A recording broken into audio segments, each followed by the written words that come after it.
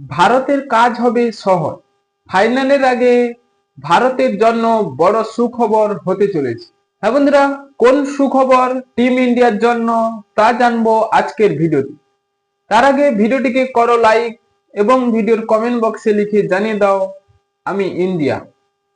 9 March রবিবার হতে চলেছে ফাইনাল ম্যাচ এবং মুখোমুখি যে দুটি টিম খেলবে ভারত ও নিউজিল্যান্ড। সেই কিউরিজদের বিরুদ্ধে গ্রুপ পর্বের শেষ ম্যাচ খেলেছিলেন টিম ইন্ডিয়া। এবার ফাইনাল ম্যাচেও তাদের সঙ্গে দেখা হতে চলেছে। ফাইনালের আগে টিম ইন্ডিয়ার কাজ কিছুটা হলেও সহজ হতে চলেছে, কারণ কিউরিজদের তারকা পেসার এবার ফাইনালে নাও খেলতে পারে, তা নিয়ে রয়েছে জোর জল্পনা।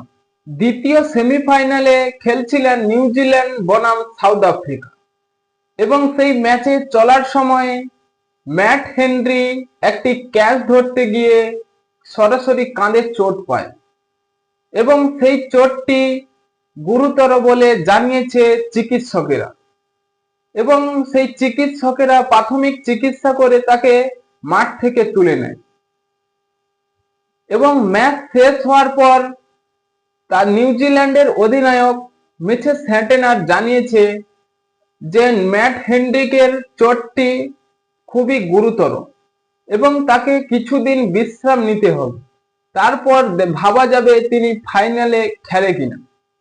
এই ম্যাট হেনরি ভারতের বিরুদ্ধে দুর্দান্ত পারফরমেন্স করে থাকে। 2019 সালে ওডিআই বিশ্বকাপে সেমিফাইনালে একাই ভারতের কার্যত স্বপ্ন নষ্ট করে দিয়েছিলেন এই ম্যাট হেনরি। এবং এই ম্যাট হেনরির বোলিং পরিসংখ্যান যদি আমরা দেখি, এই চ্যাম্পিয়ন ট্রফির ভারতের গ্রুপ পর্বের শেষ ম্যাচেও তিনি 42 রান দিয়ে 5টি উইকেট তুলে নিয়েছিলেন। তাই ম্যাট হেনরি অবশ্যই ভারতের বিরুদ্ধে দুর্দান্ত পারফর্ম করে থাকে। তাই তিনি এবার চোট পেয়েছেন, খেলবে কিনা তা এখনো কোনো স্পষ্ট জানা যায়নি। হ্যাঁ বন্ধুরা, ম্যাট হেনরি টিম ইন্ডিয়ার জন্য খুবই ভয়ঙ্কর হতে পারে, কারণ সেই রোহিত শর্মা বিরাট কোহলিদের মতো ব্যাটিংকে বিভ্রান্তে ফেলতে পারে। এবার টিম ইন্ডিয়ার হয়ে একটি কাজ তো সহজ হয়ে গিয়েছে যে ম্যাট হেনরি খেলছে না, তাই টিম ইন্ডিয়ার এবার চ্যাম্পিয়ন ট্রফিটা অনেকটাই লক্ষ্যে পৌঁছে যেতে পারে। দেখার বিষয় সেই 9 মার্চ রবিবার আমরা দেখতে চলেছি চ্যাম্পিয়ন ট্রফির মেগা ফাইনাল ম্যাচ।